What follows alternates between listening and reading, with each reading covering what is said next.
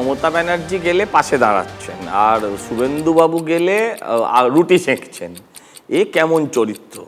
এই চরিত্রটা বোধহয় রাজনীতিতে সঠিক নয়। বিরোধীরা বিরোধিতা করবেন, হ্যাঁ, বিরোধীরা বিরোধিতা করবেন। আর ইউনূস সরকারকে এর থেকে ভালো বলেছেন ইউনূস সরকারকে, তাতে আজকে ভীষণ রাগ হয়ে গেছে। কিন্তু ইউনূস সরকারের কোনো এক শরিক, কোনো একজন, আমি ঠিক না, আনসারুল্লাহ বোধহয় বা কিছু নাম হবে, আমার নামটা মনে নেই, যখন বলেছিলেন যে দিদি তুমি পশ্চিমবঙ্গকে ভারতবর্ষ থেকে আলাদা করে নাও, তখন কিন্তু কিছু বলেননি। দেখুন, আমি এর মধ্যে যেতে চাই না, আপনি উত্তর দিতে বলেছেন বলে বললাম।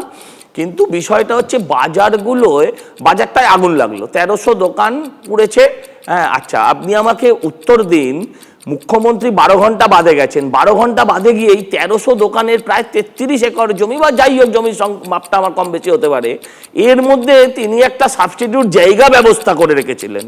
তার মানে তো তখনই তো সন্দেহ হয়। আমার প্রশ্ন হচ্ছে, উনি বলেছেন সাইন্টিফিক পদ্ধতিতে বানিয়ে দেবেন। সাইন্টিফিক পদ্ধতিতে বাড়ি বানানোটা আবার কিরকম, বাজার বানানোটা কিরকম, এই সায়েন্সটা কি আমি জানতে চাই।